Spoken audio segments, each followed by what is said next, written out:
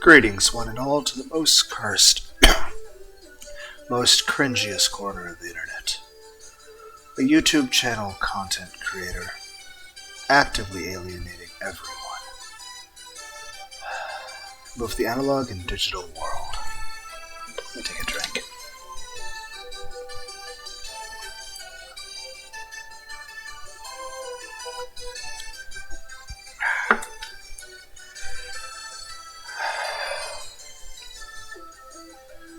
Welcome and good evening, you wonderful dice. All alignments. I am Lunar D8. It's March 1st. It's a Wednesday morning.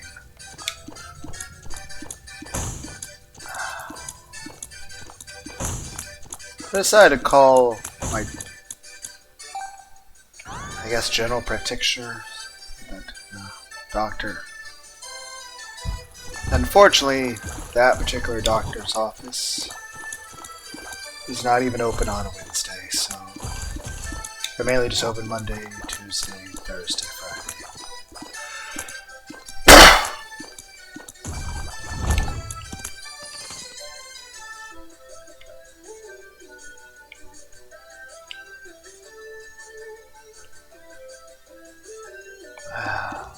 That's a really good pickup. No.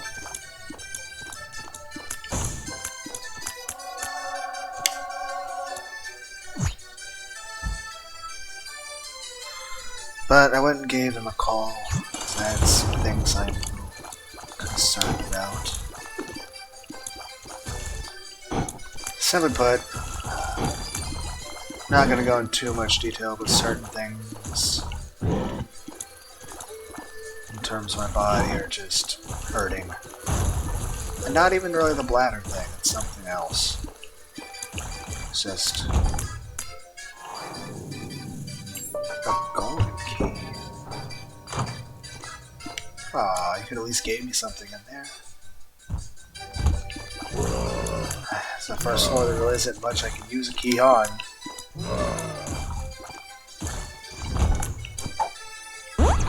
Full health.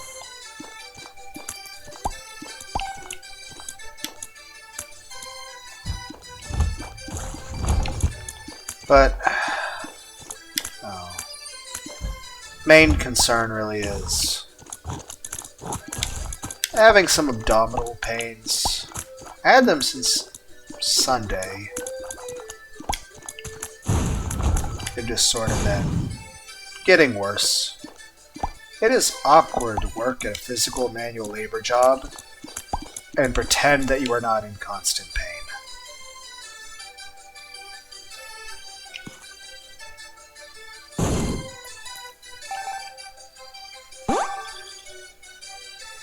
I would buy this if I could, but I can't.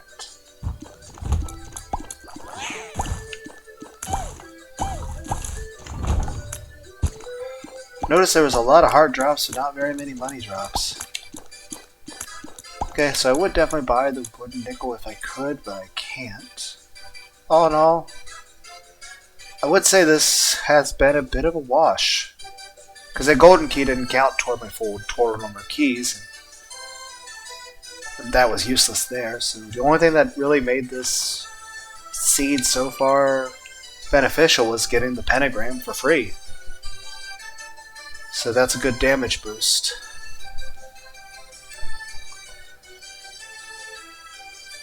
So this run has a possibility.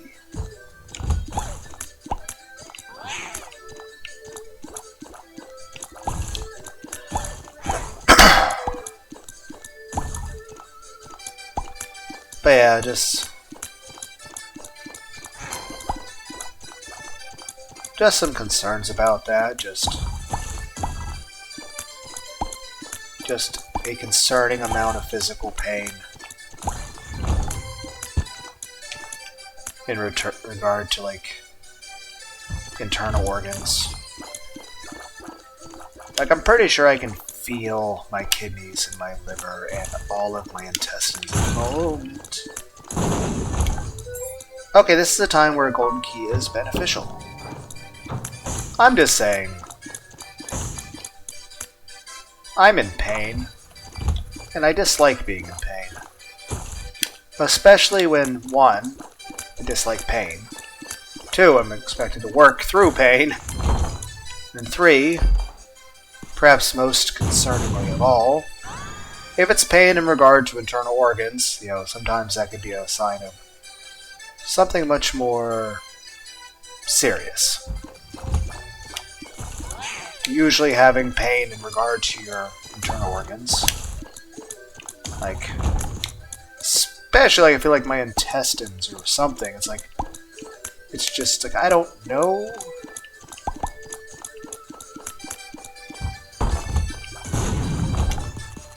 Oh, gold bomb. This run seems a bit lucky. Gold key twice now, even though it was useless the first room. I'm just saying it's not really normal. Like, granted, I do tend to feel a bit pains from other things in abdomen, but like this is concerning. But I guess I'll just have to wait till tomorrow to hear back from the doctor. Until then, I'll just continue to ignore my internal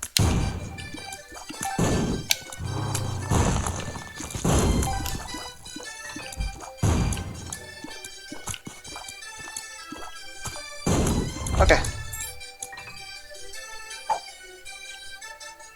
Did I even have a trinket? I don't think I did. Well, that feels like a waste now.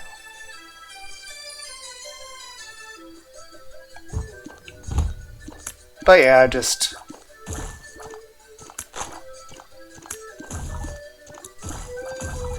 having, like, it's not cramping, it's more so, on the one hand, a bit of a spread of pain. On the other hand, it's certain, like, the best way to describe it is there's a spreading of pain throughout my torso, particularly my right side of my lower back, in certain spots of my lower back, and right side front abdominal region. And that's a little concerning. Just, 1, because it hurts. 2, I'm gonna get something out of these spider webs one day. So I'm just saying, oh no,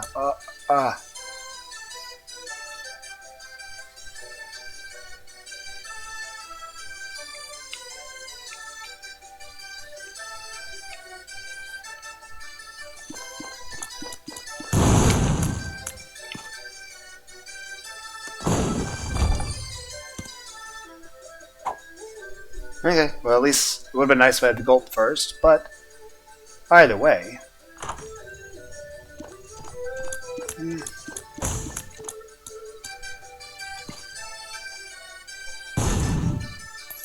Okay, that's lucky. That was the top secret, which means secret room's probably right here. But yeah, it's just... And granted, I had other concerns too, but I didn't want to leave too long of a voicemail. But when I was done leaving the message, my voicemail I left for the doctor was 5 minutes long. So I don't know if it got cut off at some point, because I don't know how long voicemails go.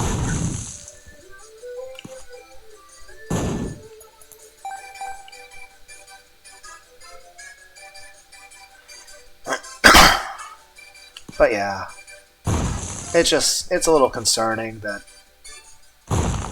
having sharp abdominal pains. Like I said, it's a mix of dull and sharp. Like there's a whole spread of dull pain in that region. And there's also spots where there's sharp pain.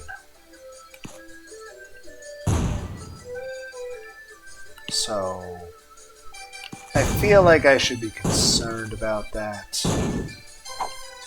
Also, I'm feeling the need to Experimental pill. go poop. And then I'll try to do that, and it doesn't really do anything.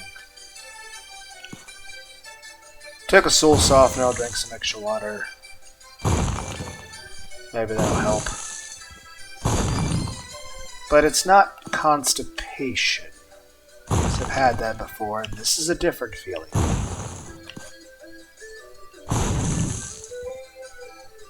Kinda reminds me of the kidney stones. Just in different locations on my abdomen and body. Anyway, I'm going to do what I do best, and that is ignore my physical and mental health. Not a single crawl space, not even in the one room.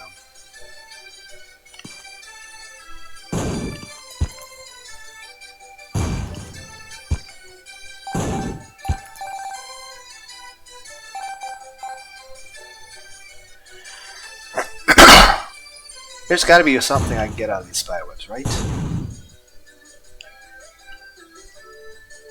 You know, for having received golden bombs and golden keys.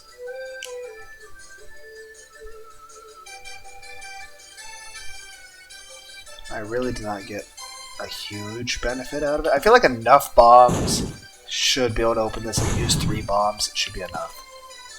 Like, I understand you touch it, you take a little bit of damage. But I feel like it should be like, you know, use a certain number of bombs or enough damage of a bomb. Or even a bomb mega. Like, there should be alternative ways. Granted, I know, though, the magnet power... Oh, God! Hello! How am I that bad at trying to... Yeah, I'm gonna take the tears up. I want to go to Mega Satan fight, so... Not doing that room, but... I'm gonna come in here because it's free.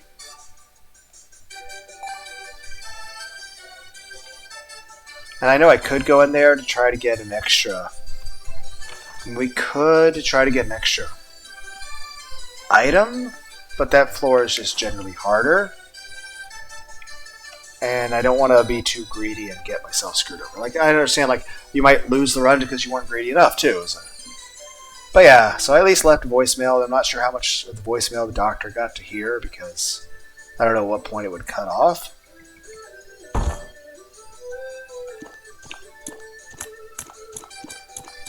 I think I can get up to 5 spiders here, so let's get our full number of spidery friends. They move kind of quick.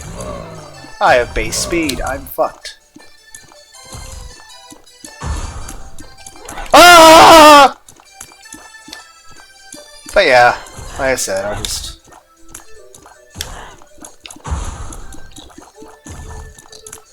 This is a concerning room.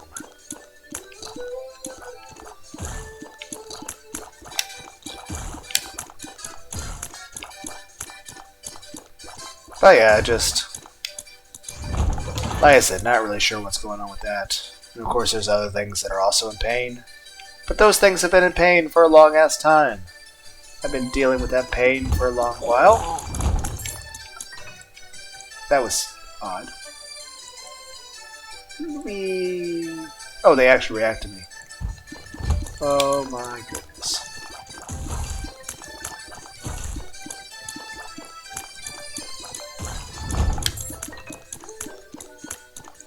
But yeah, so I at least left a voicemail for Doctor. Like, there was other concerns I have too. Like, there's other stuff going on beyond just what I've said.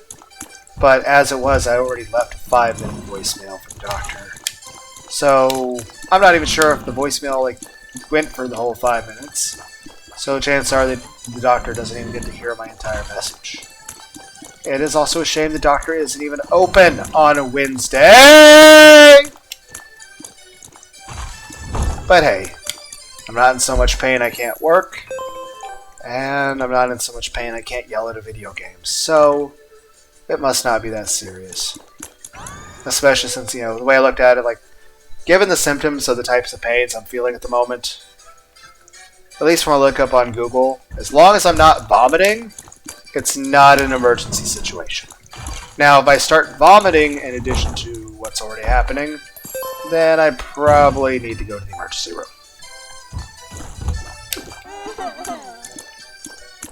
But it's just... God damn it! Fucking spiders! There was no possible way I could have dodged that! What is with this fucking bullshit? Like, I am trying to get a win, and it's like, no, let's, you know what, let's just have you have opponents that are unfucking blockable!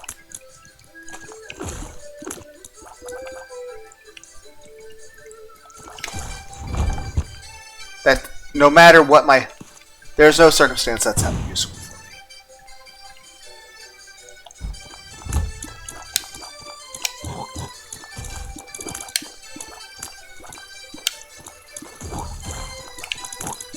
I feel this room is bullshit.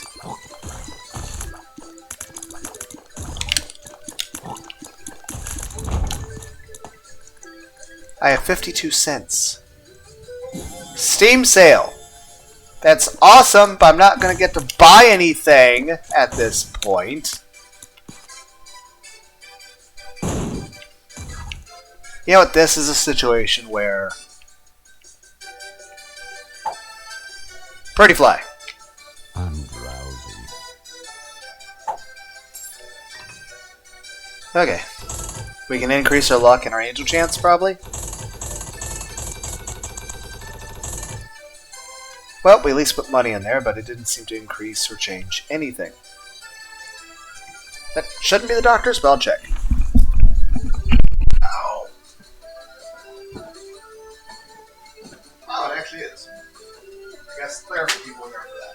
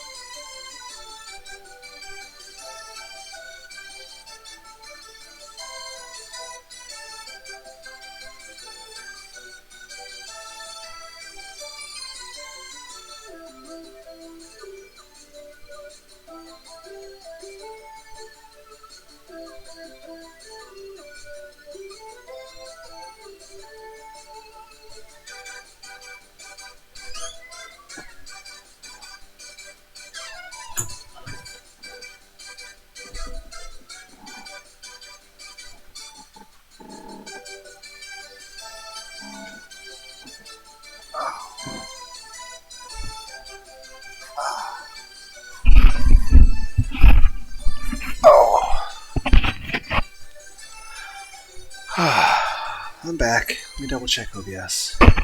Yep, it's working. Yep, that was the doctor's office, like I said. So, talked to them a little bit. Yeah. They said for the most part, as long as nothing really changes with that I shouldn't really need to be that concerned about it in the meantime.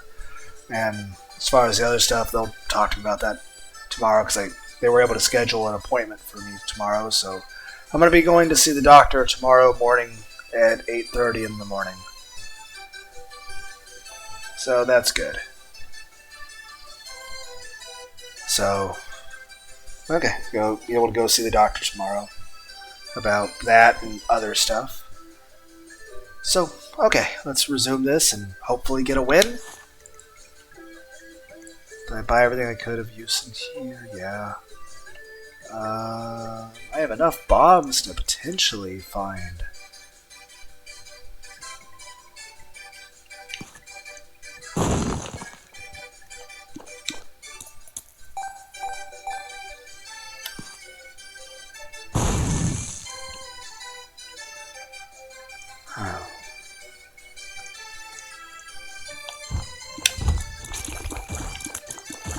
Too bad they weren't selling a holy card.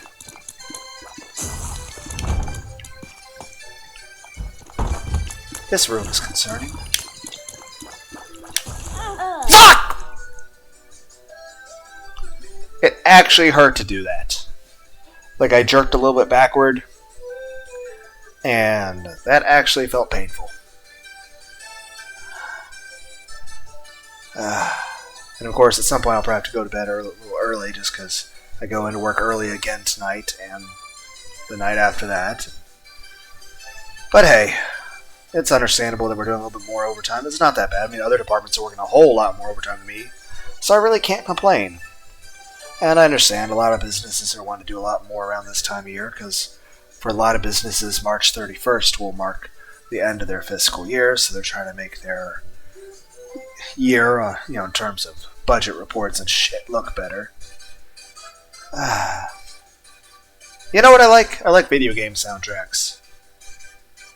You guys remember the Final Fantasy VIII soundtrack? Right? I like all the Final Fantasy games. Heck, there's Final Fantasy Tactics even. There's also Final Fantasy Spirits Within. Like, there's a whole bunch of songs that are classical music there. But then you got the two songs that's Spirits Within and Spirit Dreams or something like that. One's a little more happy, energetic. The other's a little more somber. But they're both great songs. But for its time, Final Fantasy Spirits Within was a really well done in terms of graphics. Imagine if it was redone nowadays. But, yeah. I do like the Spirits Within movie. It's a really good movie. I like the music for it. But, like, take Final Fantasy VIII. There's lots of really good music with it. Particularly, like, some of the songs in regard to Laguna. Like, some of the battle musics and the music of the Esther City. And the stuff in the training grounds. By the way, does anyone have, like, a favorite, waifu or husbando sort of character out of any particular game? Really, I like many people out of many different games, but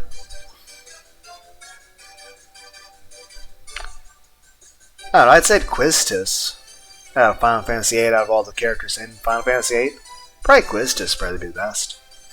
Though, Selphie's really nice too. But, yeah, I like video game soundtracks. And they don't have to be like the most, high-tech shit in the world either. I mean, for example, like some of the best games, like of course we all enjoy the Mario soundtracks from Mario 1, Mario 3. Castlevania, you like Castlevania 2, I think a lot of people that's just an iconic song. And of course, Zelda's got some stuff that's good, and same with Metroid, but I feel like Castlevania is a lot more iconic like Tetris. Like, here's the thing. Not everyone can think of, the Link, the Legend of Zelda music or Metroid music off the top of their heads. But You can even think of the Super Mario music pretty well. But I feel like Castlevania soundtrack music, I feel like that's so iconic that I think a lot of people would be able to actually think of the music to Castlevania easier than they could, say, Super Mario or any other game. Now, I would certainly say the music for, say, Swords and Serpents is really good, and I do like the Battle Kid games. The music isn't bad, but it's certainly not anything super memorable. But it's good, and it's fitting for it.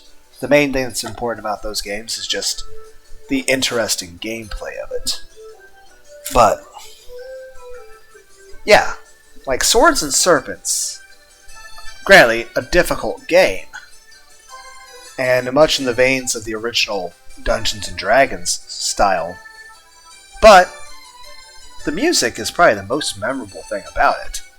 Now, certainly I would say Robo Warrior, second best game on the NES, and Dragon Spirit, the first best game. But both of them have, they're 8-bit games. They're made for the NES, the original Nintendo Entertainment System, and they were both made in like 1987. And yet, the 8-bit music for both of those games are, I think, music that stands the test of time. Like, I think if you took the music out of those games and played it nowadays, people would still think it's absolutely amazing. Heck, you'd go back in the past, and people would be like, Bach would be like, wow, this is amazing music. Now, I mean, and that's the thing, there's lots of games out there that have very interesting soundtracks. And it's not just soundtracks. I mean, when it comes to games, when it comes to sound design itself, there is so many layers to it. I mean, one, there are the menu type effects for just UI. That has to have sounds. Then there's the sound effects for the things that actually happen in the actual gameplay.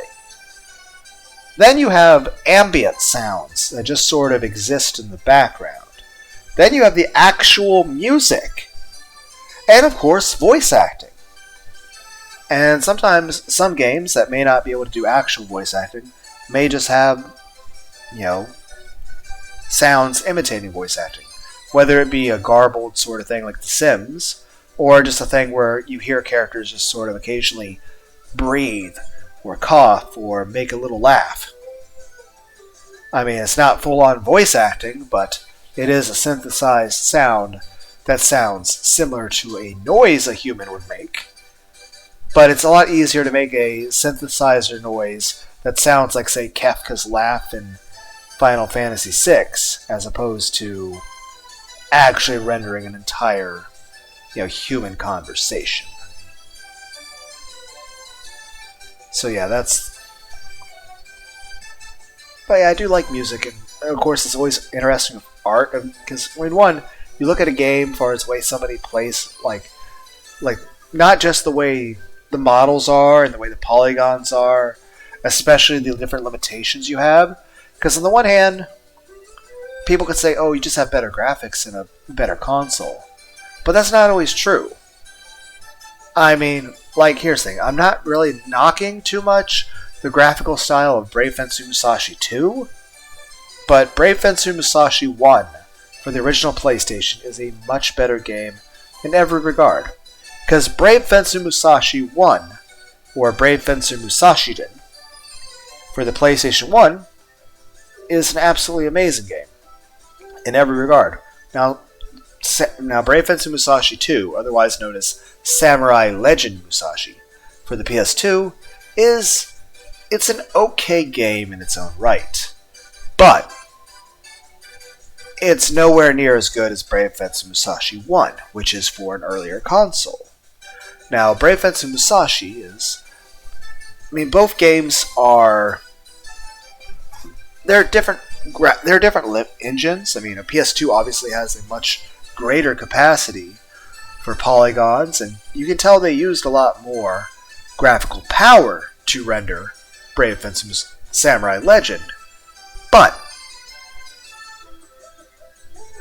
I liked everything about the art in the original Brave Fencer Musashi a lot better. The original Brave Fencer Musashi was like, beautiful brushstroke artwork. It's like if Bob Ross made a Dark Souls game. Whereas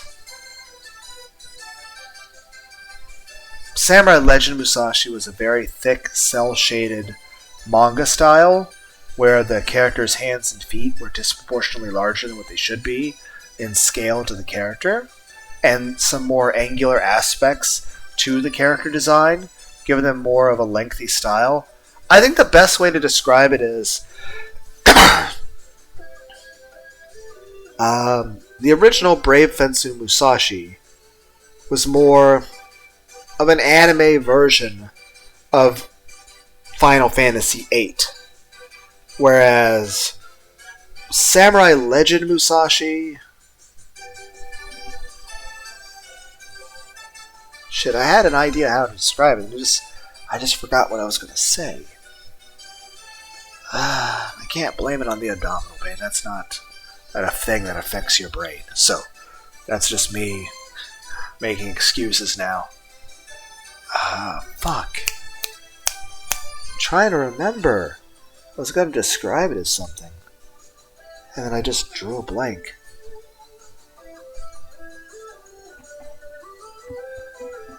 Oh! I remember. There was an old cartoon that was released in, I think, the early 90s on MTV, which was originally done by... It was called Ion Flux. The artists behind it, they were mainly responsible for a different, extremely popular show before that. But the characters had like short, stubby arms and legs, and they weren't really... They were more chibi, I think. But I can't remember. Let me grab my phone. I can't remember. Well, no, I can look it up on Google on my computer. Google powers, activate. Let's just type in Ion Flux. Oh, right, I should actually spell it because the pronunciation of it does not... Because if I say Ion Flux, you're going to think I-O-N. No, that's not how it's spelled. A-E-O-N, and then the word flux. Also, just so you know, the A and the E are sometimes combined, kind of like the way that one Tool album does, where they combine, the A and the E. If you've ever listened to Tool, you probably know exactly what song I'm talking about. Like, some say the end is near. Like that song. But yeah, sometimes the A and the E are together like that. But yeah, Ion Flux or Aeon Flux, but it's got like an person's eyeball that's like a Venus flytrap. It's okay. An American avant-garde science fiction adventure. So kind of like Venture Brothers, but 20 years before it. Animated television series, aired on MTV November 30th, 1991. 21 episodes. Animation services, Mook Animation. Filmed Denise Poyer, John Rafter Lee. But this doesn't help me with the information I wanted to say. Liquid Television by Peter Chung. Yeah, I think that's the person I wanted to... but yeah, it's a... Each episode's plot has elements of social science fiction, biopunk, allegory, dystopian fiction, spy fiction, psychological drama, post-modern visual, psychedelic imagery, and Gnostic symbolism. Loosely based, starring Charlize Theron, German expressionist, futuristic universe, acrobatics. Let's click on Peter Chung. So, I feel like he was because I remember the person who did Ion Flux, they did it as sort of an experimental thing because they were constantly used to working on stuff that was more chibi looking, and so they wanted to be able to animate something with more angular looking characters with long arms and long bodies and long legs. They also did some unusual ways of storytelling as well as unusual ways of showing perspectives, which were both, well, I think even nowadays, if you were to look it up, you'd probably find it unusual, and it's unlike anything you've seen before, even though they've had 30 plus years for someone to do something new. But, yeah. I'm trying to remember, like there was a major person, like it might be Peter Chung, it might not be, but the person like worked on something that was more chibi looking, and so Ion Flux was a way for them to, and like I said, it's interesting, but I feel like if you like the Venture Brothers thing, like that type of humor and animation, then I think you would like Ion Flux, but it's a little less humor and a little bit more violent, and it's a little bit like less, like Venture Brothers got a lot of dialogue and people talking. This, like, I don't think there's a single spoken word in the first episode.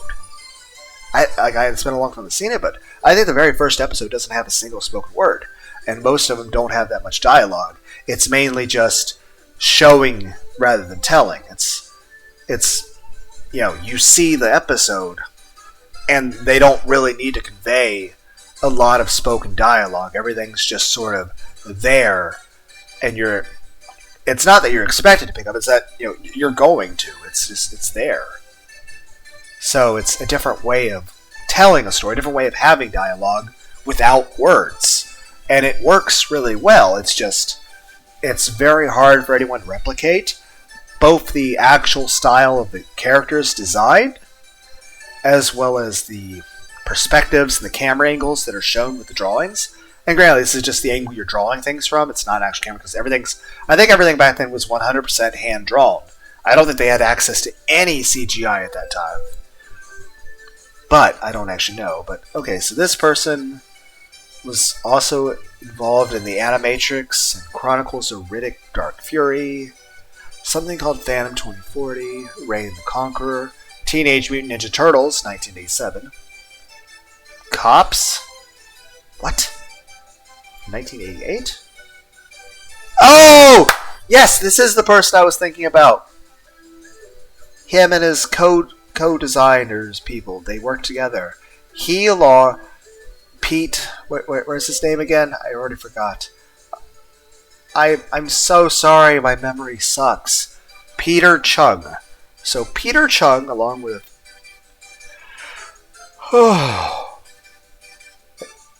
Egon Schiele? Yeah, I can't pronounce anyone's names right. I'm sorry. Arlene Klasky, Gabor. How do you pronounce a C-S-U-P-O word? I don't even know how to fail at pronouncing your name. Because I don't know how to... Supo? Like, is the C silent? Anyway, so what happened is this. Before they did Ion Flux, they did Rugrats. These are the people that apparently also did Teenage Mutant Ninja Turtles. But these are the people that did the Rugrats on Nickelodeon. You know, that thing that's... What are their names? Tommy, Chucky, Angela.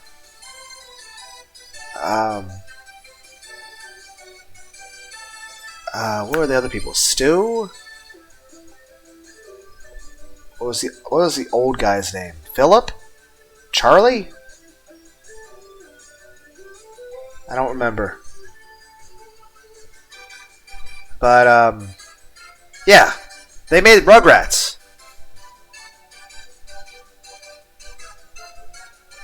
My eye is itchy. It's got some red veins on it for some reason. Oh well. But anyway. These are the people that made the Rugrats. And they're like, while they are proud of their work on the Rugrats,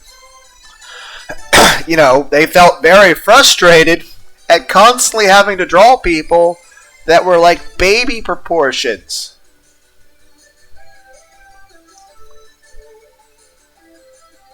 Now I feel bad for describing as chibi when I was trying to use my shitty ass memory. because Chibi and Baby is not the same thing. It's just, but Chibi is, you're drawing a more cutesy, smaller version of something, usually with shorter limbs. So yeah, I guess it's different takes on stuff. It's kind of like comparing RoboCop and the Terminator. They're both technically got metal parts, but it's not the same thing. But imagine if you had made them switch places. What about Crocodile Dundee? Dun dun dun dun dun. Ah, shit, I haven't watched Crocodile Dundee in such a long... Not Crocodile Dundee. I'm thinking Steve Irwin. They're both awesome, but they're different people. My memory is such shit. Then again, I think it's kind of interesting with actors. Because, it's just imagine how the actors in different roles interact with each other. For example, the actor who plays Fester in Addams Family, the 90s version, he also was Doc Brown in Back to the Future. Same way the guy who plays Gomez as him is also Major Bison in the Street Fighter movie. That means Major Bison and Doc Brown are brothers. Just silly shit like that. But yeah, basically, they're proud of their show Rugrats, and of course, it probably made them a decent amount of money. I hope. But it's just they disliked having to draw people with such short arms and short legs and round bodies and such a cutesy environment. Like, you can't have gunfights and explosions and melting dead people in fucking Rugrats. It's meant for kids. It's, that's what that entire channel was for, is a kids show. Whereas MTV was meant to be more adult-oriented, like Beavis and Butthead stuff. So they gave them a chance to draw... make a series that was more adult-oriented, more violent, more mature, more suggestive, and they could take a lot more liberties with just how they animated. So, the reason I brought that up is just because that's a bit how Samurai Legend is. And like I said, both Brave Fencer Musashi and Samurai Legend have different game fighting mechanics. Both are okay, but again, I like the first one better. I like everything about the first one better. Like the voice acting, in the first one, you have actual professional voice actors from the Dot Hack Sign animes, and right now, I imagine if anyone that's a voice actor in the second game, Samurai Legends, they're like, "Oh, you're calling us shitty voice actors?" I'm like, to be fair, I enjoyed listening to Musashi talk from the first game. In the second game, it hurt my ears. His voice was so annoying. It's just, yeah. I mean, all in all, it wasn't bad, and I would certainly prefer having the voice acting than no voice acting. And it does fit the game, it's just, I liked the first game a lot better. Same with the music, you had a lot surf guitar sort of stuff in the second game. The first game was classical orchestral music. And the first game, you were saving the all-you-can-eat kingdom from the Thirst Quencher Empire. It was more medieval times. And everything was a food pun. In the second one, you're saving a bunch of hippies riding a space whale from a corporation in a futuristic sci-fi world. So, there's differences. I still want a Brave Fencer Musashi 3 made for a PlayStation 5. I also want to see a remake of both Musashis, though with the graphics left intact.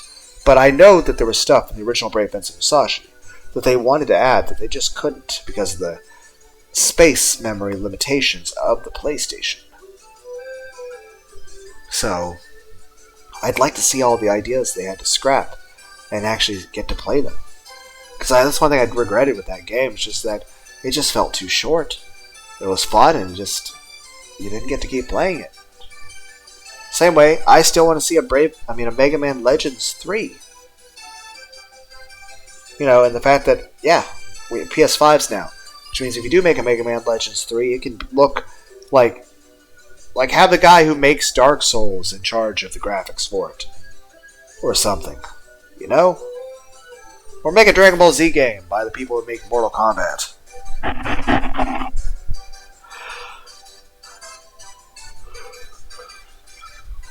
Well, I'll go and call that a video. I'm just saying I like video game soundtracks. I think the Final Fantasy VIII soundtrack is particularly awesome. But let's go and close this and go back to the power of not being on YouTube. And yeah. Anyway, I hope everyone out there had a wonderful, wonderful, wonderful day. Bye, everybody.